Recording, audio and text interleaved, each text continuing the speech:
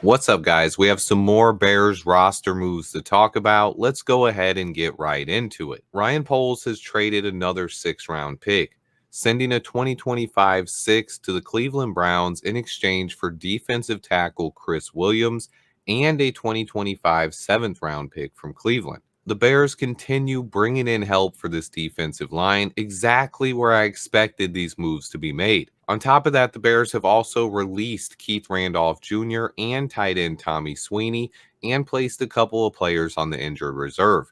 Ian Wheeler, who's been a great story, seems to have torn his ACL and been placed on the IR. He was having a great camp. Also, the Bears are placing Nasimba Webster and Douglas Coleman on the injured reserve. Coleman was taken to the hospital in Thursday's preseason finale. He has been released and he's okay. He was walking on his own, but he will spend the season on the IR with the neck injury. Now let's talk about the defensive tackle we traded for, Chris Williams. One day after trading for another edge rusher, Ryan Poles has added to the interior of this defensive line as well.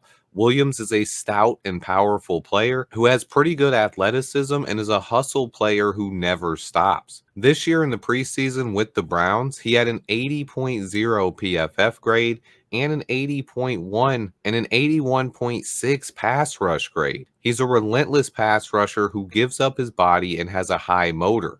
This year in the preseason, in just 21 pass rush snaps, he had 2 sacks, 4 pressures, and a forced fumble. He also had 3 tackles for loss and was putting together a really solid preseason for the Browns, a team that has a lot of depth at defensive tackle.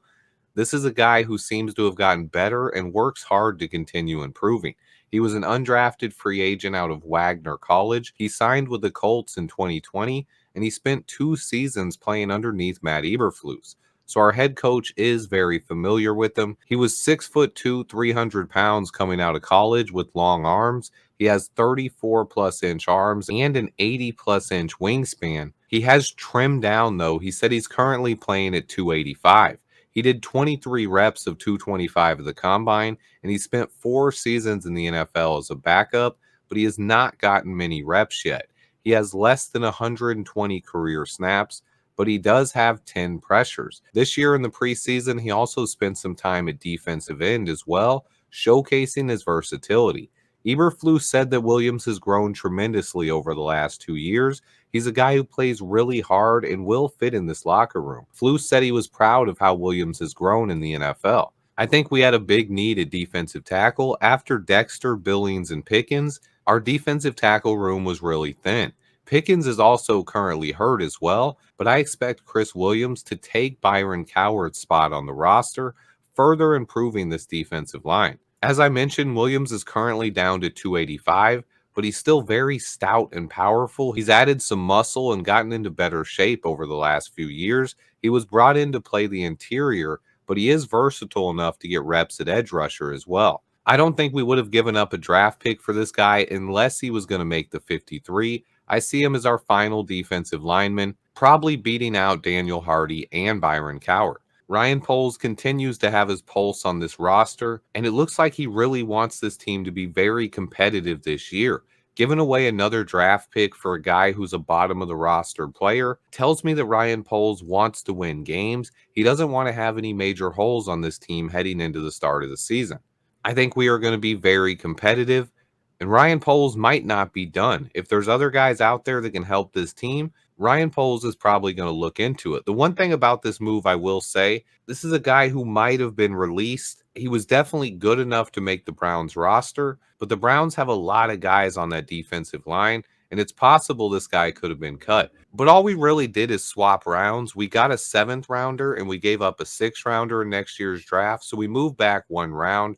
We did get a pick back, so really, if he provides any kind of value, it's going to be a big win. The Bears were back at practice today, focusing a lot on conditioning. Matt Eberflus said he's getting these guys in top-notch shape for the regular season. Flus would also say there will be a padded practice this coming Wednesday, and then one final padded practice next Wednesday, just 4 days before we take on the Titans. The guys who missed practice today were Kevin Byard, Jacob Martin, Zach Pickens, Ryan Bates, Roschon Johnson, Larry Borum, Dante Pettis, Colin Johnson, Patrick Scales, Theo Benedict, and Amen Ogbongbemiga. Jacob Martin and Ryan Bates have both been out of practice for a long time now. I'm starting to worry about those guys. They haven't been added to the IR yet, but they haven't practiced in over 3 weeks. Hopefully, we get some kind of update on those guys soon. It's also kind of concerning that Patrick Scales isn't practicing. We did bring back Cameron Lyons, so we currently have another long snapper in camp, but we now have less than 2 weeks for Patrick Scales to get healthy. Hopefully, he's okay. The other guys that worry me a little bit, Zach Pickens, Roschon Johnson, Larry Borum, those are guys we're probably going to be counting on, at least in backup roles. So hopefully we can get an update on them before Tuesday. Matt Eberflus did mention a couple of things during his presser today. He did say that Matt Pryor can play swing tackle. He said they like Pryor on the inside or outside. That's something I've talked about. I haven't seen him get one single rep at left tackle, but I expected him to compete with Larry Borum for that swing tackle role. But Pryor's versatility is really important. I think he's currently our 6th offensive lineman, and he might even be ahead of Ryan Bates, who's been out for a while. Poles also specifically mentioned Dominique Robinson as a guy he's been happy with at edge rusher. I have Dom Rob making my final 53. Speaking of that, my 53-man roster projection is pretty much finished. I was going to have that out today, but we made this trade and some roster moves, so I pushed that back. Put a lot of work into my 53-man roster projection this year. Spent a ton of time watching film on our backups and our fringe roster players. One of the biggest things that I noticed about this roster this year is we have a lot more talent overall than we have the last few years. When you look at nearly every position, the talent is upgraded. I love what Ryan Poles has been able to accomplish. You guys pretty much just have to be excited for the future of this franchise. Things really are looking up for Bears fans. Also, I expect both the players we traded for, Darrell Taylor and Chris Williams, to make the 53-man roster. There will be a couple of surprise cuts and some more guys going to the injured reserve.